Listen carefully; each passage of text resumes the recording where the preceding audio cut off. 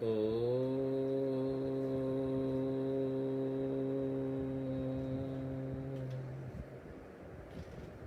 हरि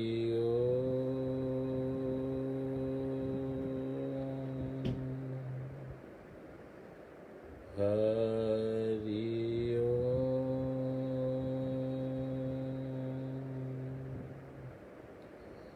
सरस वचन तो सरस्वती निपूजो गुरु ना पाए गुण माणिक ना गावता सेवक ने सुखता मणिभद्र ने पामियो सुरतेरुए वो शाम रोग दुख दूर हरे प्रणमो शीश नमाओ सरस्वती माता तुम पाए लागो देव गुरु तणी आज्ञा मांगू जी बगरे आप बेस जो आय वाणी कर जो सवाय आगो पाछो जो अक्षर थाय माफ कर जो दोष जो थाय कविजन आगड़ मारे श्रीमती दोष टाड़ जो माता सरस्वती अखंड मंडलाकार सचेत अचेत निराकार और आकार स्वरूप स्वामी सच्चिदानंद जी एवं सिद्धाश्रम के समस्त योगी समस्त मातृशक्ति और समस्त देव शक्तियों को कोटि कोटि प्रणाम। मेरी आवाज आ रही है आप लोगों को? हाँ या ना में जवाब दीजिएगा थोड़ा सा। मेरी आवाज आ रही है?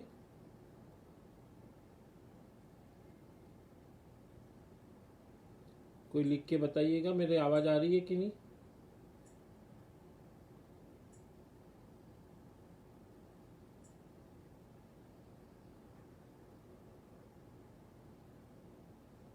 चलो बहुत खूब। लक्ष्मी बेंडे चोरा ने बोला है आ रही है आवाज, बहुत अच्छी बात है। तो कल अपने गुरु के प्रत्यय का प्रवचन शुरू था। जग में गुरु का महत्व अपने आप में बहुत बड़ा महत्व होता है। जहां परमात्मा तो दिखाई नहीं देते, पर सदगुरुदेव ये साक्षात भगवान के रूप में इस धरातल पर विराजमान होते हैं।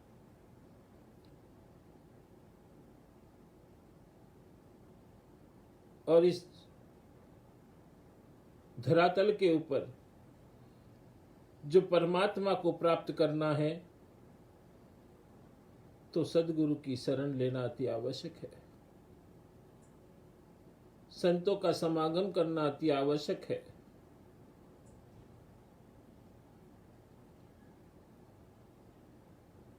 बिना गुरु के ज्ञान की प्राप्ति नहीं होती।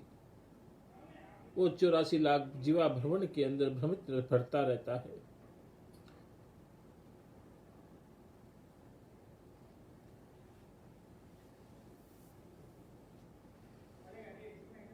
थोड़ा आवाज कम आ रही होगी आपको, क्योंकि अभी स्टार्ट किया है, लॉकडाउन का समय है, कुछ इक्विपमेंट नहीं है यहाँ पे। तो जैसे ही इक्विपमेंट आएगा बराबर सही रखेंगे। अभी थोड़ा सा वॉल्यूम आप अपना बढ़ा के रखिए, क्योंकि मैं यहाँ फुल वॉल्यूम करके रखा हुआ हूँ। तो कहने का तात्पर्य यह है कि गुरु के शरण में जो व्यक्ति गया वो मुक्ति को प्राप्त होता है।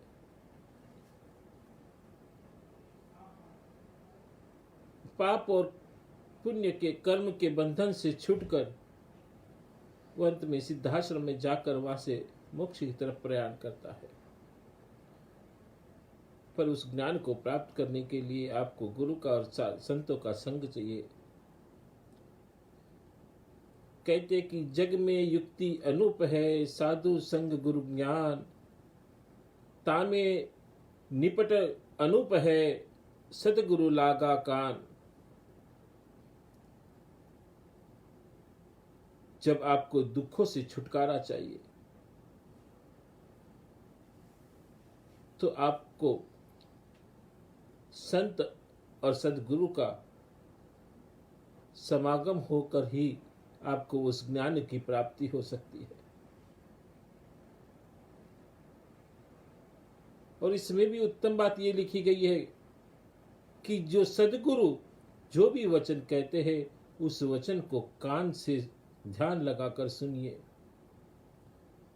कितना सुंदर कहा गया है कि गुरु के हर एक शब्द को आप ध्यान से सुनना है, एकाग्रता से सुनना है, उसका पालन करना है, तभी ज्ञान की प्राप्ति होती है। गुरु जब जब सत्संग करे उस सत्संग के अंदर भाग लेना है। उस सत्संग के भाग लेने से कर्म के बंधक का क्षय होता है।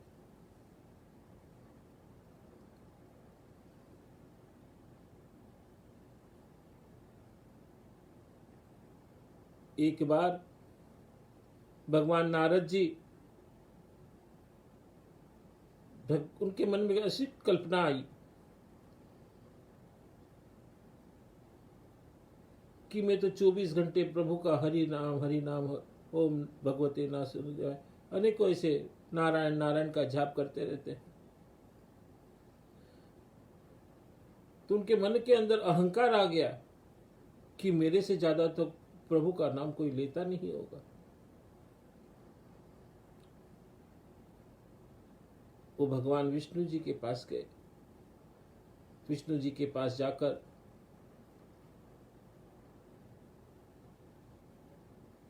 हाथ जोड़कर विनती करते हैं और कहते हैं कि प्रभु, इस पूरे ब्रह्मांड के अंदर मेरे से बढ़कर आपका कोई नाम लेने वाला नहीं होगा, क्योंकि मैं 24 घंटे नारायण नारायण नारायण का जाप करता हूं।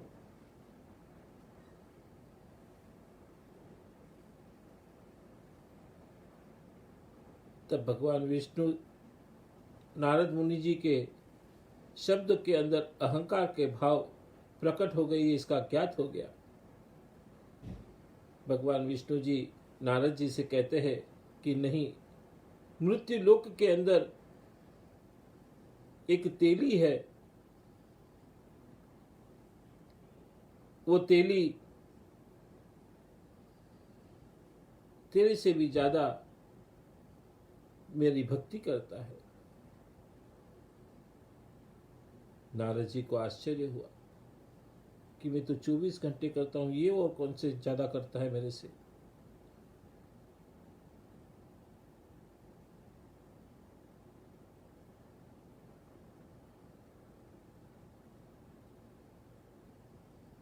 तब नारद जी उस मृत्युलोक में आते हैं, उस तेली के पास देखते हैं, वो सुबह उठता है, अपने हाथ देखता है, हाथ में देख कर कहता है कराग्रे वस्ते लक्ष्मी, कर मध्य सरस्वती, कर मूले गोविंदम, कर सब पात कर प्रभात दर्शनम। ऐसा बोलकर अपने पूरे बदन पर वो शरीर हाथ घुमाता है, उठता है, ब्रश करता है, दिनचर्या की क्रियाएं करता है। उसकी औरत जब तक उठकर चाय नाश्ता और बनाकर उसको देती है, वो हाथ जोड़ता है, भगवान का नारायण का नाम लेता है, 11 बार भगवान ओम नमो भगवते वासुदेवाय का नाम जाप करते हुए वो भगवान का उपकार मानता है, प्रभु मुझे तूने आज का ये दिन दिखाया, आपका बहुत बहुत धन्यवाद। और दिन दिखाने के पश्चात भी आज मुझे अन्न दे रहे हैं आप, इसलिए आपको कोटि कोटि प्रणाम। ऐसा करके चाय नाश्ता करके गौशाला के अंदर जाकर अपने नंदियों को छुड़ाकर अपने काम के ऊपर लेके जाता है। बैल के आंख के ऊपर पट्टी बांधकर धानी के ऊपर रख चल के उसको चलाता है और वो तेल निकालने की क्रिया शुरू करता है। पूरी दोपहर तक वो तेल निकालने के पश्चात वापिस घर पे आता है, हाथ पैर धोता है, उसकी औरत उसको खाना परोसती है। खाना परोसते समय भी हाथ जोड़कर भगवान का उपकार अदा करता है कि हे प्रभु, हे मेरे नारायण, आपने मुझे अन्न दिया, मुझे ये जीवन दिया, आपका कोटि कोटि उपकार। ऐसा कर कर भोजन करने लगता है। भोजन करने के पश्चात हाथ धोकर वापस थोड़ी देर के लिए सो जाता है, फिर उठता है, फिर काम पे चला जाता है, फिर शाम को आता है, शाम को आके हाथ पैर धोकर वापस भोजन करने लग जाता है। तभी भी वापस हाथ जोड़कर भगवान का नाम स्मरण करता है कि हे प्रभु, आपने मुझे अन्न दिया, मेरे शरीर की ऊर्जा दी, आपका कोटि कोटि धन्यवाद। हे प्रभु, आपका जैसा दयालु कोई नहीं है इस पर ब्रह्मांड में। मैं आपका कोटि कोटि वंदन करता हूँ। ऐसा कर कर वो भोजन खाते हैं। भोजन खा के थोड़ी सी बातचीत करके सैन्य कक्ष में जाकर अपनी सैया के ऊपर लेट जाते हैं। लेटने से समय पहले हाथ जोड़कर भगवान विष्णु जी का वापस 11 बार ओम नमो भगवते वासुदेवाय का जाप करके भगवान का उपकार मानता है कि मुझे आपने 24 घंटे आज नया जीवन दिया, इसलिए आपका कोटि कोटि धन्यवाद। ऐसे कर कर वो सो जाते हैं। नारद जी पूरा ये विवरण देखते हैं कि 24 घंटे में इसने कितनी बार नाम लिया। उनके मन में शंका होने लगी कि प्रभु ने तो कहा कि मेरे से भी ज्यादा ये नामस्मरण करता है, मगर इसने तो भगवान का नाम 30 से 35 बार लिया है, कि हो सकता है आज नहीं लिया कल लेगा करके।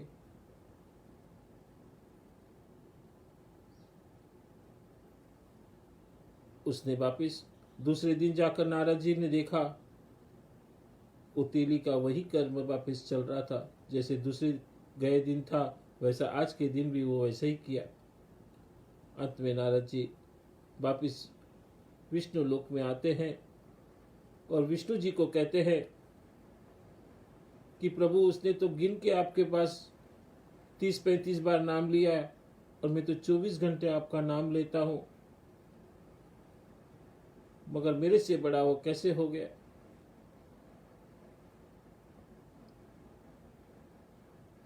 तब भगवान विष्णु जी कहते हैं कि हे नारद, एक काम कर दो, ये तेल का कटोरा है, इस तेल के कटोरे को लेकर तू पृथ्वी की एक प्रदक्षिणा लगा ले और फिर मेरे पास आना, मगर एक ध्यान रखना कि इसमें से एक बूंद भी धरती पर नहीं गिरनी चाहिए। नारद जी बोले कि ठीक है। नारद जी उस कटोरे को लेकर पृथ्वी की प्रदक्षिणा लगाना शुरू किए।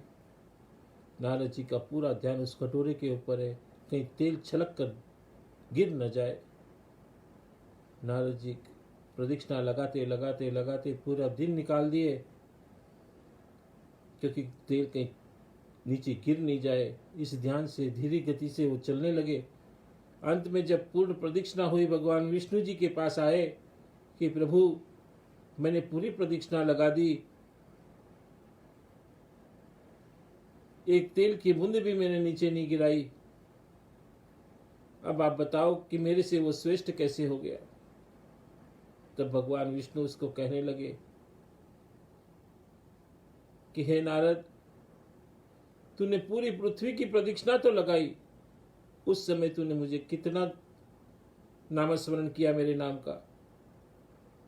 नारद जी बोले, प्रभु मैंने एक बार भी नहीं किया। तब विष्णु जी कहते, वो 24 घंटे में मेरा 30 तो 35 बार मेरा नाम लेता है और तूने तो 24 घंटे में एक बार भी नाम नहीं लिया, तो तेरे से बढ़कर कौन है, अभी तू ही समझ ले। तो कहने का तात्पर्य यहां पर यह है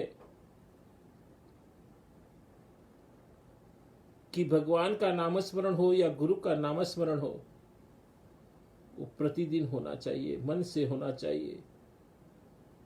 कर्म से होना चाहिए। आप अपना कर्म करते हुए उस परमात्मा का नाम स्मरण करना चाहिए।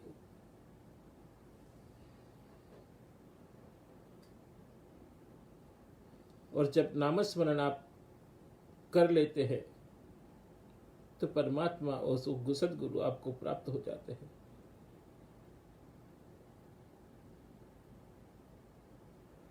एक दुआ है कि कहते पड़ी गुनी पची मुए, योग यज्ञ तप लाए, बिन सतगुरु पावे नाही, कोटि करे उपाय। कितने लोग शास्त्रों को पढ़ गुण और योग व्रत करके ज्ञानी बनने का ढोंग करते हैं, परंतु बिना सद्गुरु के ज्ञान और शांति नहीं मिलती। चाहे वो कोई करोड़ों उपाय कर रहे, मगर शांति आपको कभी प्राप्त नहीं होती। शांति प्राप्त होती है गुरु के चरणों में। मगर जब गुरु के चरणों में आप अपना अहंकार लेकर बैठोगे, लालच लेकर बैठोगे, तो गुरु आपको कुछ दे नहीं पाएगा, क्योंकि आपने अपना समर्पण किया ही नहीं है।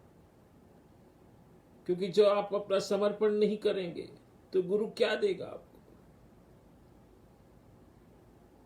जब मैंने पहले बताया था आपको कि जब तक बीज अपना अस्तित्व उस मिट्टी के अंदर पूरा नहीं कर देता, तब तक मिट्टी भी उसको वृक्ष का रूप नहीं देती, पौधे का रूप नहीं देती। इसलिए अपने अस्तित्व को उस गुरु के चरण में समर्पित करना नहीं आवश्यक है। कि सतगुरु खोजे संत, जीव काक को चाहूं, मेटो भव के अंक, आवागमन निवाहरो। कि सतगुरु को खोजे संत, कि ये संतो, यदि अपने जीवन का कल्याण चाहते हो तो सतगुरु की खोज करो और भव के अंक अर्थात छाप, दाग और पाप मिटाकर जन्म मरण से रहित हो जाओ।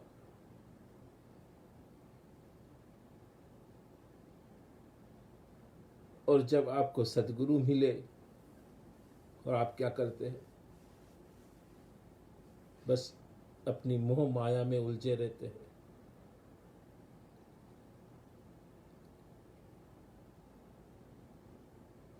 माया भी ऐसी कि बस गुरुदेव गुरुदेव, हमेशा गुरुदेव।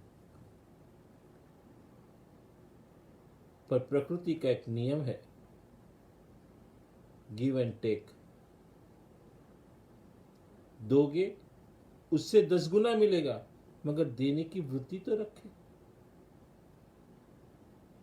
मराठी में एक यहां पर कहावत है, हमारे यहां पर महाराष्ट्र में, के देणाऱ्यांनी ते देत जावे, घेणाऱ्यांनी घेत जावे, देता देता घेणाऱ्याचे हात घ्यावे।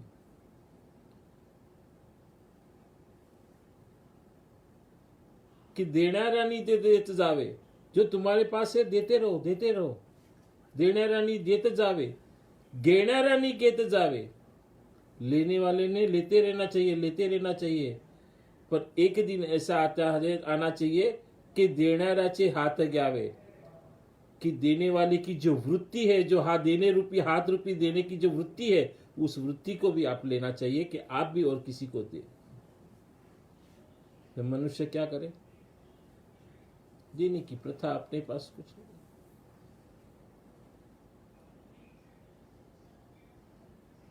आज सोचो कि भारतवर्ष के अंदर कितने गरीब भूखे रहे होंगे, हो भी रहे हैं। आज आश्रम के चंद कुछ लोग बेंगलोर से है, महाराष्ट्र से है,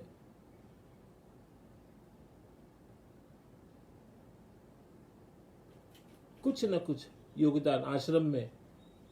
आज इन गरीबों को यहां से 5 से 6 हजार लोगों को अन्न का दान जाता है। मगर कितने लोग आश्रम के अंदर अनुदान दिया है? बहुत से कम लोगों ने।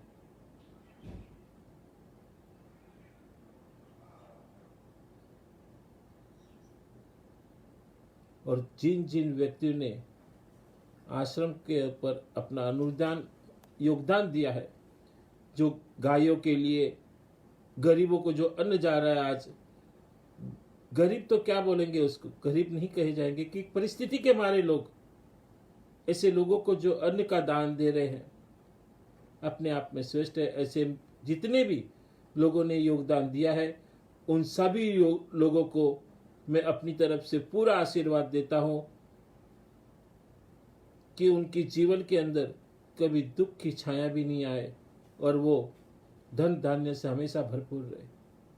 तहे दिल से आशीर्वाद देता हूं कि उनके जीवन के अंदर धन धान्य की हमेशा पूर्ति रहे। और ऐसे लोगों को मेरा साधुवाद।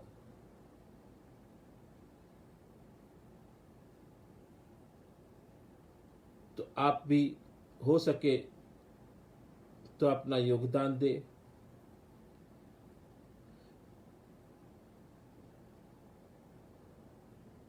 क्योंकि सदगुरु जो कहते हैं, करना चाहते हैं, वो आपके भले के लिए होता है।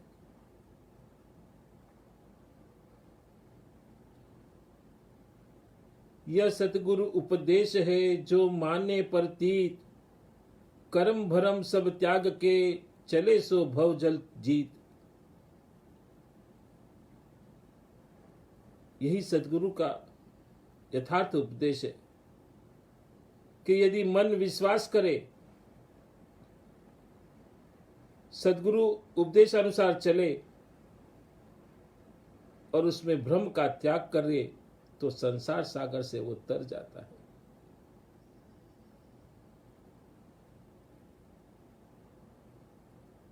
जरूर है उस सदगुरु के कहे हुए मार्ग के ऊपर चलना।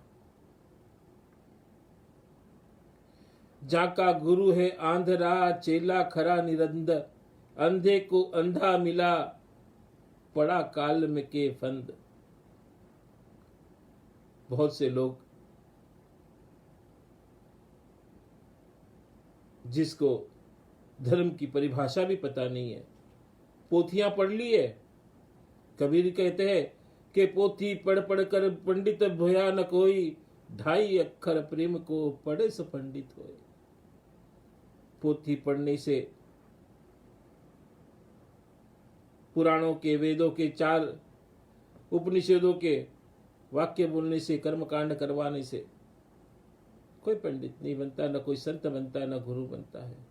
मगर आज ऐसे गुरुओं की भरमार पड़ी हुई है।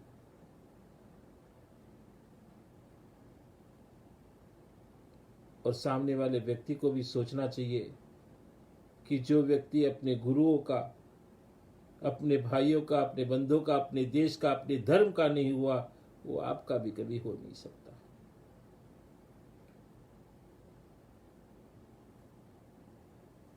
क्योंकि ऐसे गुरु अविवेकी होते हैं जो गुरु बन बैठते हैं।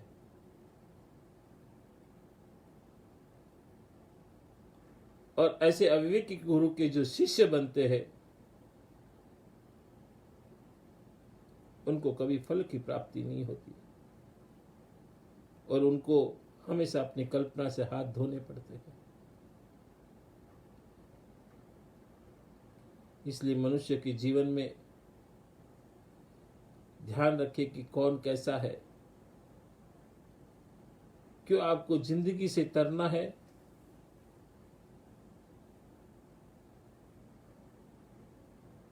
तो आपको ये ध्यान रखना कि अपने जीवन के अंदर गुरु का महत्व क्या है और गुरु कौन हो सकते हैं। अभी तो मैं शिष्य के ऊपर बता रहा हूं, मगर अगले प्रवचन के ऊपर गुरु कैसे होने चाहिए, इसके ऊपर भी मैं प्रवचन दूंगा। जनिता बूझा नहीं बूझे, लिया नहीं गौन, अंधे को अंधा मिला, राह बतावे कौन। विवेकी गुरु से जान बूझ और समझ के परमार्थ पर पथ पर नहीं चलता, तो अंधे को अंधा मिल गया और मार्ग कौन बताएगा आपको। ऐसे गुरु से सावधान रहे। खाली मीठी मीठी बातें करके आपको वाक्य के वाचस्पति बहुत हो सकते हैं,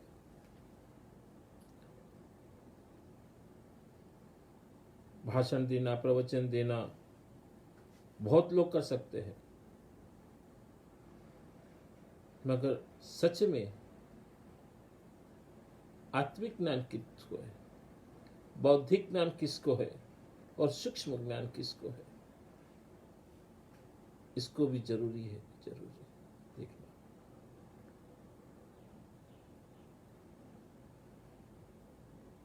क्योंकि बंद गुरु पंद पकंज, कृपा सिंधु नर रूप हरि, महामोह तुम पुंज, जासु वचन रवि कर। गुरु कृपा के सागर मानव रूप में भगवान है, जिसके वचन मोह और माया के धने अंधकार का विनाश करता है, और सूर्य की किरण को दृश्यमान करते हुए उस गुरु के कमल चरण रूपी को बारंबार विनती करना, ये मनुष्य का, शिष्य का और भक्त का कर्तव्य बनता है। जीवन छोर भंगुर है, पता नहीं किस दिन इस शरीर से राम निकल जाएगा, और जिस दिन वो राम निकल गया तो सब मरा मरा रह जाएगा, सब यहाँ का यहीं रह जाएगा, कोई साथ नहीं ले जाएगा। आज आप देख रहे होंगे कि पूरे विश्व के अंदर कितने लोग, लाखों की तादाद में लोग मर चुके हैं। क्या कुछ लेके गए? नहीं लेके। यहां तक कि ऐसी परिस्थिति आ गई है कि माँ बाप को कोरोना है, मगर बेटे उनके पास जा नहीं सकती, बेटियां उनके पास जा नहीं सकती हैं। बच्चों को कोरोना है, माँ बाप उनके पास जा नहीं सकता। अंत में जब मृत्यु भी हो जाती है तो मुख भी नहीं मिलता उनका देखने के लिए। सोचिए आप, कैसी गंभीर परिस्थिति है। और ऐसी परिस्थिति के अंदर जब गुरु का सहारा मिल जाए, गुरु का मार्गदर्शन मिल जाए, तो निश्चित ही आप उस ऐसे दुष्कर्म को, अकाल मृत्यु को नहीं प्राप्त होते। मगर गुरु के वचन को आपको सुनना ही नहीं है, आपको अपनी मनमानी करनी है। क्योंकि अहंकार तो भगवान राजा रावण का भी नहीं रहा। कितने धनी थे वो, वेदों के ज्ञाता, पुराणों के ज्ञाता, रसायन शास्त्र के ज्ञाता, कौन सी विद्या उनके पास नहीं थी? सोने के महल तक थे। देवत्व विद्या और असुरी विद्या दोनों उनके पास थी, मायावी विद्या उनके पास थी। मगर अंत क्या हुआ? अंत हुआ अहंकार के कारण। सब कुछ पाने से कुछ नहीं। जब अहंकार है तो तुम्हारे पास करोड़ों चीजें हैं, करोड़ों रुपए हैं, कोई काम के नहीं। मगर अहंकार रहित आपका जीवन है, और करोड़ रुपये भी है या नहीं भी है, तो भी आप उस परमात्मा के बहुत करीब है, उस सदगुरु के बहुत करीब है। के बंधु गुरु पद परम परागा, सुरचि सुवास सरस अनुरागा।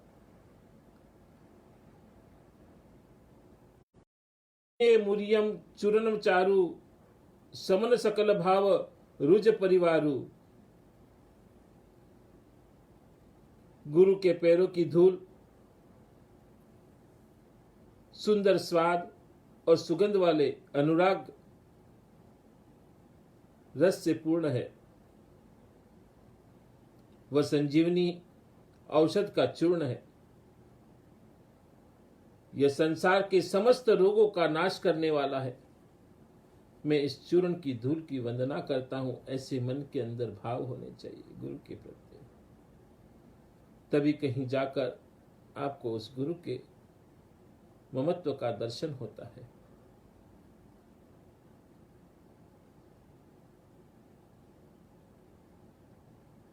गुरु के जीवन की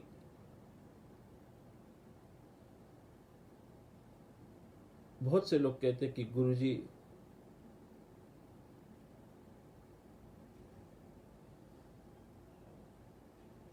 आप तो किस कुल से है, कहाँ रहते हैं, आपकी कर्मभूमि का ही रही है। पर एक बार क्या ध्यान करना, जब आपको किसी ज्ञान की प्राप्ति करनी है तो गुरु का कुल और नदी का मूल कभी पूछना नहीं। जिस व्यक्ति ने गुरु का कुल पूछा और नदी का मूल देखा तो निश्चित समझना वो इन 84 लाख जीवा योनि के अंदर भ्रमण करता रहेगा।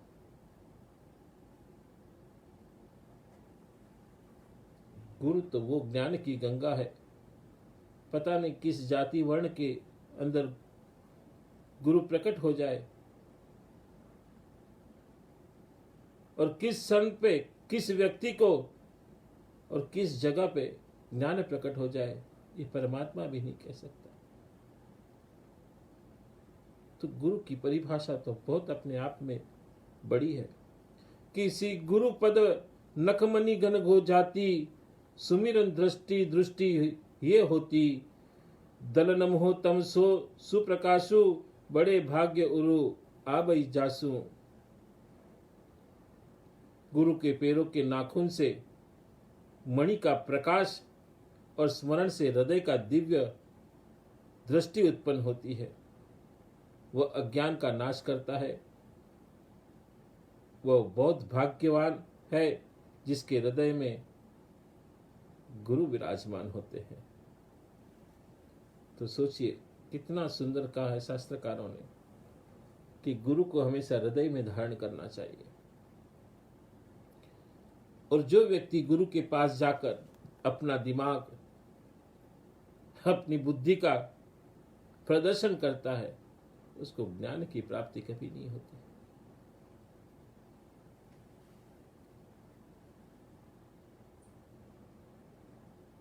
इसलिए गुरु के चरणों में जाते समय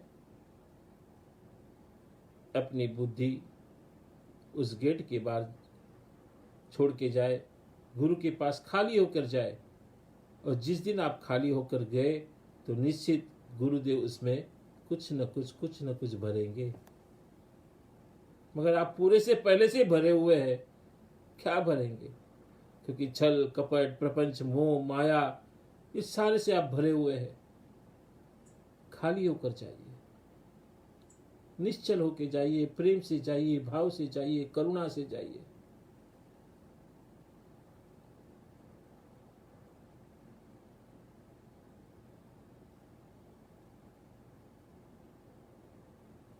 तभी मनुष्य कुछ पा सकेगा,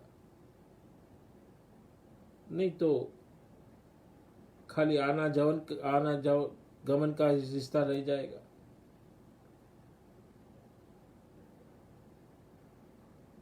कि संत कही असी नीति, प्रभु सूति पुराण मुनिगाम, होय न विमल विवेक उरु गुरु सन लिए दुराव। संत कहते हैं कि नीति है एवं वेद पुराण तथा मुनि गाते हैं कि गुरु के साथ छिपाव दुराव करने पर हृदय में निर्मल ज्ञान नहीं हो सकता। तो निर्मल ज्ञान की प्राप्ति के लिए ये छिपाव छल कपट प्रपंच गुरु के साथ में ये नहीं होना चाहिए। और जो ये ऐसा करता है तो निश्चित उसको ज्ञान की कभी प्राप्ति नहीं होती। हर्ष विषाद ज्ञान अज्ञान, जीव धर्म अतिमिति अभिमान। हर्ष शोक ज्ञान अज्ञान अहंता और अभिमान। कितना सुंदर कहा है कि शोक अज्ञानता अहंकारता अभिमान,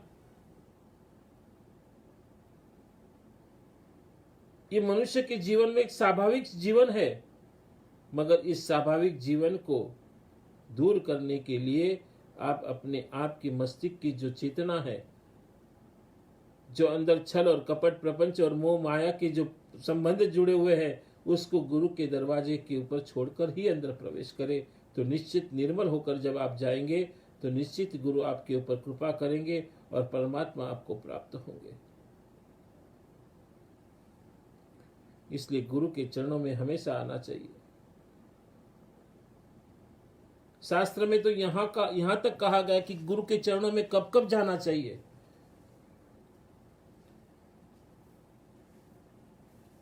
कि एक ही गांव में जब गुरु रहता हो तो सुबह, दोपहर और शाम को तीनों संध्या के समय में गुरु के चरणों में जाकर वंदना करना अति आवश्यक होता है।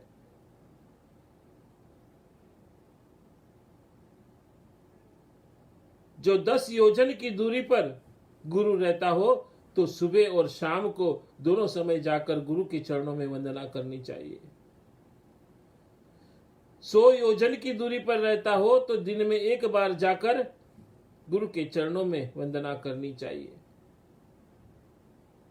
1000 योजन की दूरी पर हो तो हफ्ते में एक बार जाकर वंदना करनी चाहिए।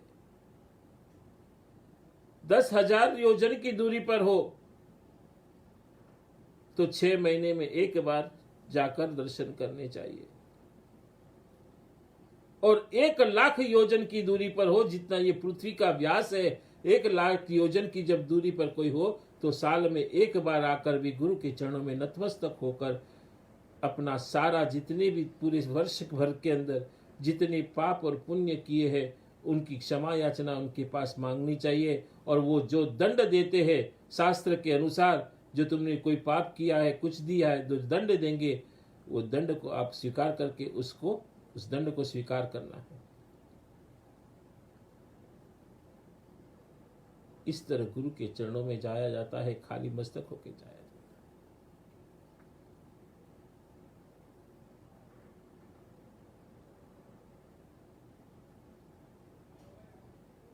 जब भी संसार के अंदर धर्म की हानि होती है,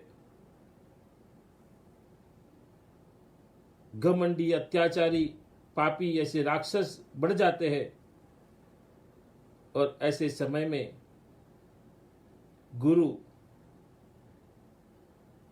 अपने शिष्यों के माध्यम से ऐसे अत्याचारियों के ऊपर अंकुश लगाता है, और ऐसे अंकुश लगाकर धर्म की रक्षा करता है।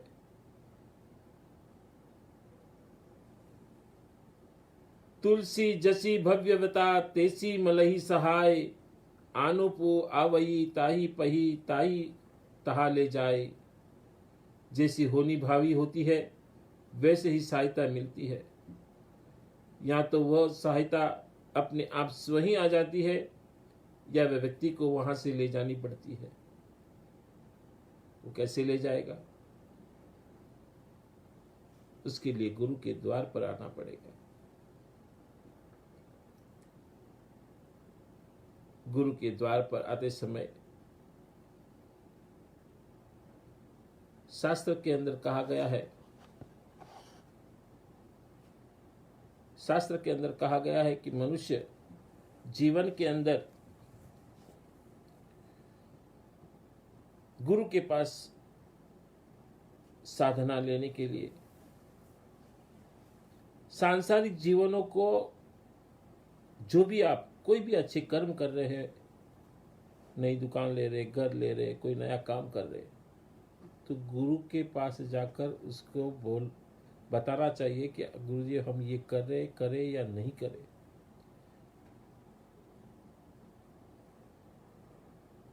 ये शास्त्र कहता है।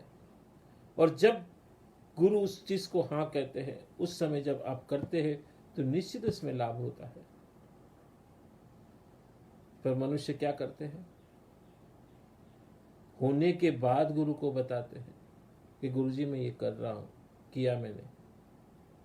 फिर गुरु क्या बोलेगा? बेटा जो किया वो ठीक किया।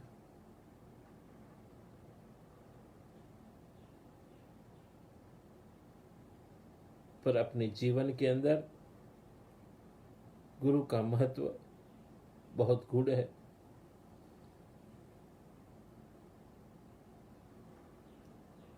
गुरु ने बताए हुए मंत्र को आप नित्य पूजा पाठ करनी चाहिए। गुरु मंत्र दिया, चैतन्य मंत्र दिया, गायत्री मंत्र दिया, कितने लोग करते हैं? तो मैं कहां से आपको दे पाऊंगा? 8 माला में आपको बताइए कि 8 माला आपको प्रतिदिन करनी है। मगर आप वो भी नहीं कर पाते।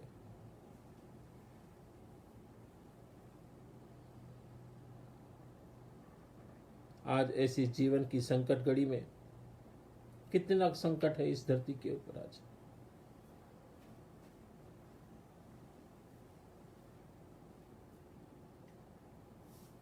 और ऐसी घड़ी के अंदर आप धर्म का साथ लेके चलेंगे तो इस संकट की घड़ी से तर जाएंगे।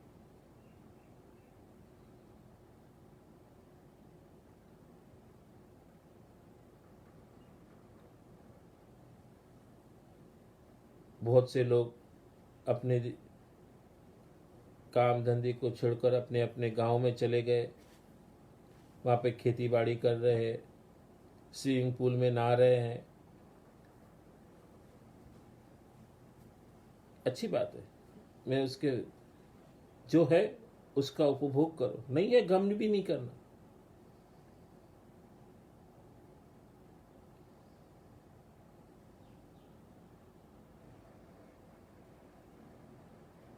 मगर जो गुरु ने बताए हुए जो पूजा के नियम है, कर्म है, वो तो करना चाहिए।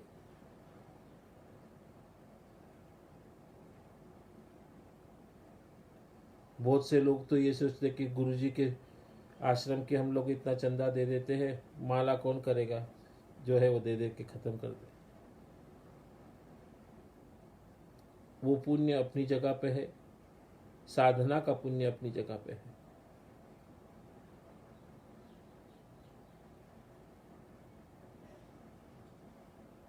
जितने भी लोगों ने दीक्षा ली है, मैं उनसे फिर अनुरोध करूंगा कि आप गुरु मंत्र की साधना करें, चैतन्य मंत्र की साधना करें, गायत्री मंत्र की साधना करें। शास्त्र में तो यहां तक कहा गया कि 100 साधे 100 एक साधे 100 सदे 100 साधे एक सदे, कि आप 100 देवता को पूजने से अच्छा एक देवता को पूजे जो गुरु रूपी है। और एक गुरु को आपने जो पा लिया तो सारे 100 देवता आपको पालेंगे। मगर आप वो भी नहीं कर सकते, बस प्रमाद में पड़े रहना, खाना पीना, मौज मस्ती करना, ये जीवन नहीं है। मौज मस्ती भी करो, हंसी मजाक भी करो, मगर उसकी कोई मर्यादा होनी चाहिए। परमात्मा ने जिस कारण आपको शरीर दिया, उस शरीर का भी कोई लक्ष्य होना चाहिए, मगर आप उस लक्ष्य को प्राप्त नहीं करते।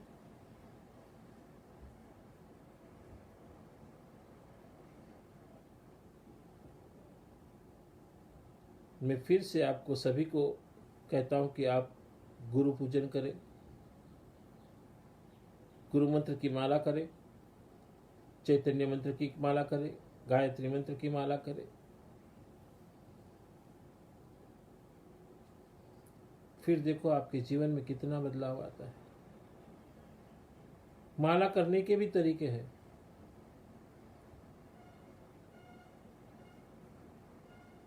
एक साथ में ओम नमः शिवाय, ओम नमः शिवाय, ओम नमः शिवाय, ओम नमः शिवाय, ओम नमः शिवाय, ओम नमः शिवाय, ऐसी माला नहीं होती। एक मणि के ऊपर आराम से ओम नमः शिवाय, ओम नमः शिवाय, इस तरह से माला की जाती है। बस आपको कैसे भी करके छुटकारा करना है। गुरुजी ने बोला ना, फटाफट गिन के उठो निकलो, ऐसे नहीं होती बात। तो आपको फल भी वैसे छुटकारा में मिलेंगे बेटा। फट फट फट फट करके निकल के वो भी निकल जाएगा बेटा।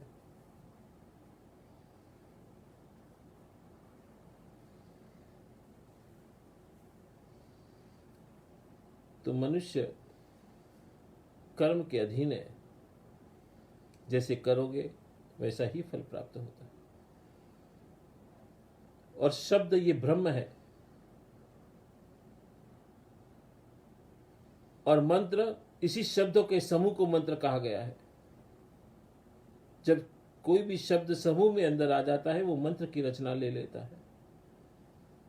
और उसी मंत्र की रचना को आप बारंबार बोलने से वो तरंगे उस परमात्मा तक पहुंचकर वो परमात्मा आपके जिस उद्देश्य के लिए वो साधना कर रहे हैं, वो उद्देश्य वो पूरा कराते हैं। इसलिए मंत्र करना अनिवार्य है।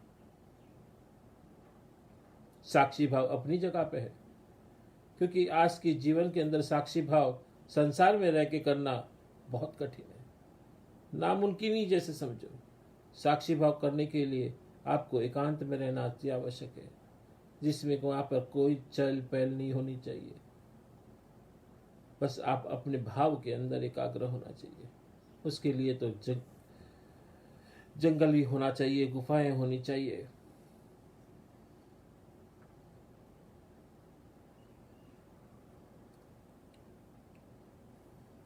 आज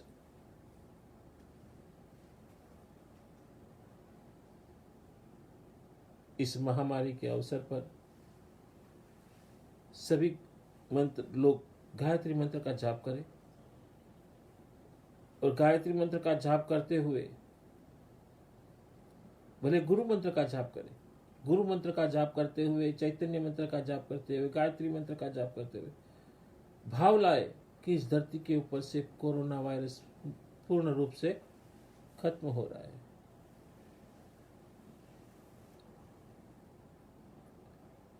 हमारे गुरु कहते थे हमें कि बेटा, अपने के लिए तो हर इंसान जी जाता है, दूसरों के लिए जीता है वही इंसान कहलाता है। कभी दूसरों के लिए भी जी के देखो, बहुत मजा आता है। भूखे को अन्न दे के देखो, बहुत मजा आता है।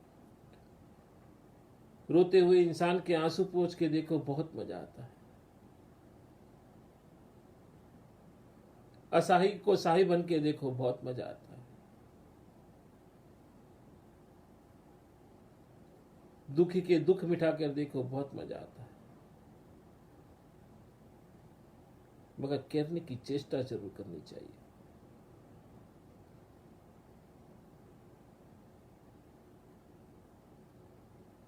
तुम अपने दुख को भूल जाओगे, जब दूसरों के दुख को पहुंचने के लिए निकलोगे ना, तो परमात्मा तुम्हारे दुख को निकाल लेगा। ये सत्य है, इसमें दो कोई राय नहीं। दूसरों के दुख मिटाने की चेष्टा तो करो आप। परमात्मा अपने आप ही, मैं भी हूं, आपके दुख अनायासी में खत्म कर दूंगा।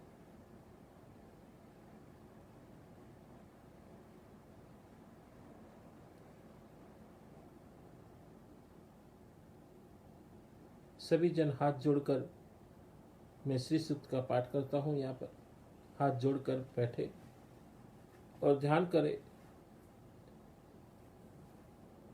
कि सृष्टि के भारतवर्ष के अंदर, नेपाल देश के अंदर, भारतवर्ष बहुत बड़ा है। भारतवर्ष किसको कहा गया है? कि इंडोनेशिया, भारत, नेपाल, भूटान, पाकिस्तान, अफगानिस्तान, बलूचिस्तान, बांग्लादेश, यहाँ पर वापस तुम्हारा अफगानिस्तान, म्यांमार, ये सब पूरे भारतवर्ष में आता है। उस भारतवर्ष के अंदर भी भरतखंड,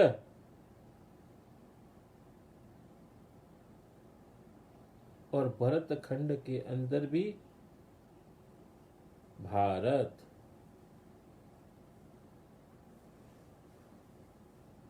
तो मैं भारतवर्ष के लिए कहता हूं, क्योंकि भारतवर्ष ये देवता से पूजित रही है, देवता को जन्म देने वाली भूमि रही है। इसलिए इस भूमि को वंदन करना, प्रणाम करना, इसकी देखरेख करना, ये अपना कर्तव्य है। और इसी धरती से आपको अन्न, धन, जल सब आपको मिलेंगे। तो इसकी वंदना करनी चाहिए, उसको प्रणाम करना चाहिए, क्योंकि पृथ्वी का एक रूप महालक्ष्मी का भी रूप है। इसलिए यहाँ पर श्री सूक्त का पाठ करके वंदना करनी चाहिए कि इस भारतवर्ष में जितनी भी दरिद्रता है, वो दरिद्रता का नाश हो। ऐसे भाव करते हुए आप ध्यान करें भगवती महालक्ष्मी का, ओम गं गणपते नमः। ओम श्रीं ह्रीं श्रीं कमले कमलालय प्रसिद्ध प्रसिद्ध श्रीं ह्रीं श्रीं ओम महालक्ष्मीये नमः। ओम ह्रीं श्रीं ऐं श्रीं जगत्प्रस्तुतिये ह्रीं श्रीं ऐं नमः। ओम श्रीं हिरण्यवर्णां हरिणीं सुवर्णरजस्रज्जां चन्द्रां हिरण्यमयीं लक्ष्मीं जातवेदो महावः। श्रीं ताम आवह जातवेदो लक्ष्मीमनपगामिनीं यस्यां हिरण्यं विन्दयं गामश्वपुरुषाण्यां श्रीमश्वपूर्वारथमद्यां हस्तिनादप्रबोधिनीं श्रियं देवीमुपह्ये श्रीमादेवी जुषतां श्रीं कांसोस्मितां हिरण्यप्राक्रां माद्रां ज्वलन्तीं तृप्ता तृपयन्तीं पद्मे स्थितं पद्मवर्णातामिहोपये श्रियं श्रीं चन्द्रां प्रभासा यशसा ज्वलन्तीं श्रियं लोके देवजुष्टमुदारां तां पद्मनीं शरणमहं प्रपद्ये अलक्ष्मीर्मे नश्यन्तं तं वर्णे श्रीं आदित्यवर्णे तपसि जातो वनस्पतिस्थवृक्षत्वबिल्वः तस्य फलानि तपसा नदन्तु मायन्तराश्च बाह्य अलक्ष्मी श्रीं उपेतु महादेव सखा कीर्तिश्च मणिना सह प्रादुर्भूतोऽस्मिन् राष्ट्रेऽस्मिन् कृत्तिं वृद्धिं ददातु मे श्रीं क्षुत्पिपासामलां ज्येष्ठां लक्ष्मीनाशाम्यहम् अभूतिं समृद्धि च सर्वान् निर्णुद्य मे गृहात् श्रीं गन्धद्वारा दुरागर्षा नित्यपृष्ठां कैशमी ईश्वरी सर्वभूतानां तामिहोपये श्रीं मनसा काममाकृतिं वाचा सत्यमसि महीं पशूनां रूपमनश्यं मयि सहितां यशः श्रीं कर्दमेनं प्रजाभूता मयि सम्भव कर्दम श्रियं वासमे कूले मातरं पद्ममालिनीं श्रीं आपसजन्तु सन्निधानी चिक्लितस्मे गृहे नीचं देवी मातरं श्रियं वासमे कूले श्रीं आद्रां पुष्करणी पुष्टिं पिङ्गला पद्ममालिनीं चन्द्रां हिरण्यमयीं लक्ष्मीं जातवेदो माव श्रीं आद्रां यस्कर्णी युष्टिं सुवर्णा हेममालिनीं सूर्यां हिरण्यमयीं लक्ष्मीं जातवेदो माव श्रीं ताम आव जातवेदो लक्ष्मीमनपगामिनीं यस्यां हिरण्यं विन्दयं गामस्वदां पुरुषनाम्यं श्रीं। इस सूक्त का पाठ आप प्रतिदिन 8 बार करें, जिससे घर के अंदर लक्ष्मी का आवागमन शुरू हो जाता है।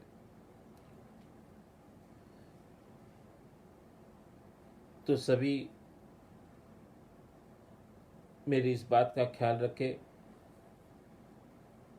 कि जीवन के अंदर सुख दुख भले आ जाए, मगर धर्म का मार्ग छोड़ना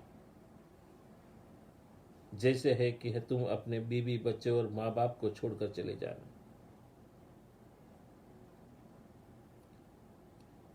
किसके जीवन में दुख नहीं आता? दुख हर एक के जीवन में आता है, फिर देवता हो, मनुष्य हो, पशु हो, पक्षी हो, कोई भी हो। कर्म किसी को छूटे नहीं है।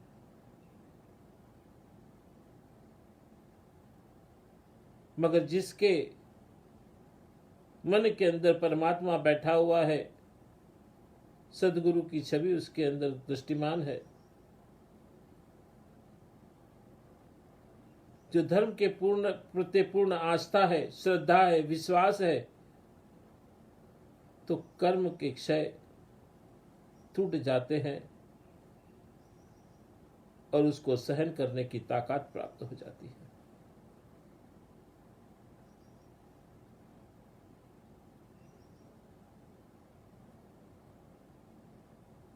और मनुष्य के जीवन में आत्मा, परमात्मा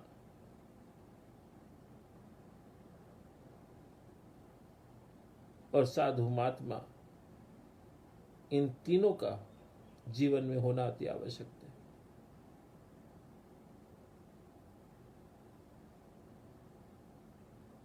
और जो लोग अध्यात्म के बारे में जो पूछ रहे हैं, निश्चित मैं उसके उत्तर दूंगा आपको। और आपकी कोई भी इच्छाएं है, जो प्रश्न है अध्यात्म के प्रति, वो प्रश्न आप लिख कर भेजें। और मैं फिर आपसे निवेदन करूंगा कि पद्मश्री सिद्ध योग पीठ आपके आश्रम से जो अन्न वितरण हो रहा है आप अपना सहयोग करें, क्योंकि ऐसी स्थिति में, क्योंकि करीबन 2 महीने से यहाँ पर अन्न वितरण हो रहा है, रोज 5-6 हजार आदमियों का वितरण हो रहा है।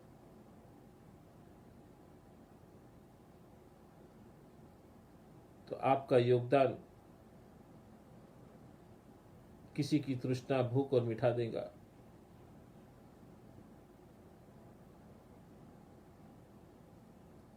क्योंकि जब तक कोई भूखा रहेगा मैं भोजन नहीं करूंगा, इसलिए दिन में एक ही बार मैं भोजन करता हूं।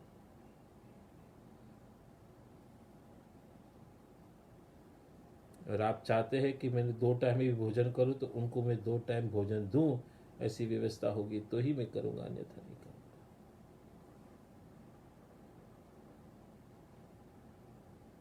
क्योंकि हम भूखे रहेंगे एक दिन तो हमको पता चलेगा कि दूसरों का दुख क्या होता है, कि पेट में जब आग लगती है तो इंसान क्या क्या करने पर विवश हो जाता है। तो सबसे नम्र निवेदन है, देखता हूं कि गुरु की आज्ञा कितने लोग मानते हैं। पद्मश्री सिद्ध योग पीठ चैरिटेबल ट्रस्ट के अकाउंट में आप अपना योगदान दें और व्हाट्सएप के ऊपर मैसेज के ऊपर आप डालें कि मैंने इतने रुपए अकाउंट में भरवाए हैं करके, तो आपको वो पर्ची आपके घर तक पहुंचा दी जाएगी।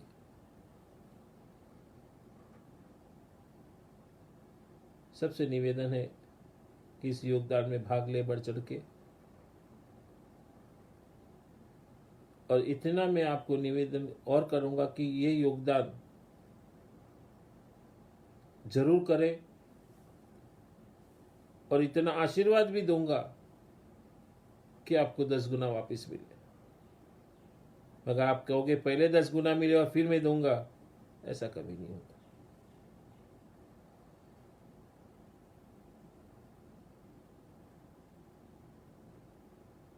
और जिन जिन लोगों ने अपना योगदान दिया है मैं उनको तहे दिल से साधुवाद देता हूं। उनके माँ बाप को मैं आशीर्वाद देता हूं कि ऐसे लोगों को उन्होंने जन्म देकर समाज के लिए, धर्म के लिए ऐसे वीर पुरुषों को जन्म दिया कि जिसने देखा नहीं, आगे नहीं देखा, पीछे नहीं देखा, बस समाज के लिए करना है। धन्य है ऐसी जननी को जैसे ऐसे पुत्र को जन्म दिया। भाव भी हो, पैसे किसके पास नहीं है, सबके पास है, ये होना चाहिए। जब ये आत्मा में अंदर जब राम होता है ना, तो अपने आप वो जागृत होता है।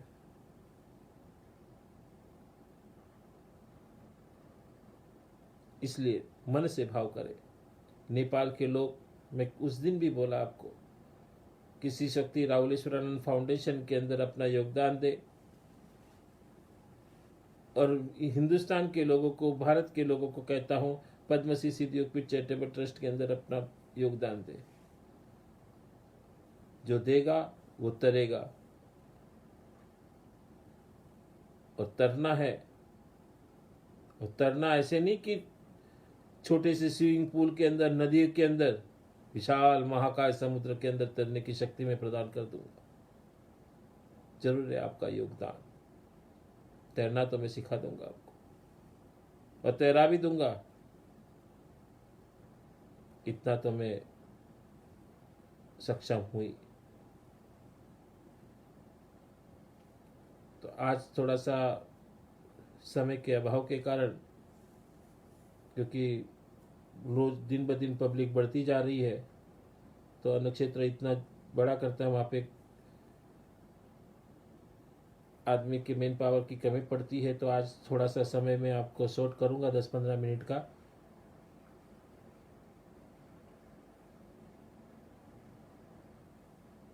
तो आप सभी जन से ये नम्र निवेदन है, धर्म ध्यान करें, गुरु मंत्र की माला करें, चैतन्य मंत्र की माला करें, गायत्री मंत्र की माला करें और अपने भाव के आंतरिक भाव को प्रकट करते हुए धर्म के मार्ग पर चले, धर्म की आस्था के साथ चले गुरु के अंदर समर्पण की भावना प्रदान करें और गुरु ने बताए हुए मार्ग पर चले तो निश्चित आपका जीवन सुखमय और कल्याणमय हो। ऐसी भावना के साथ में मैं आपको आशीर्वाद देता हूँ। सबका मंगल हो, सबका कल्याण हो, सबको मेरा आशीर्वाद हो। जय मां।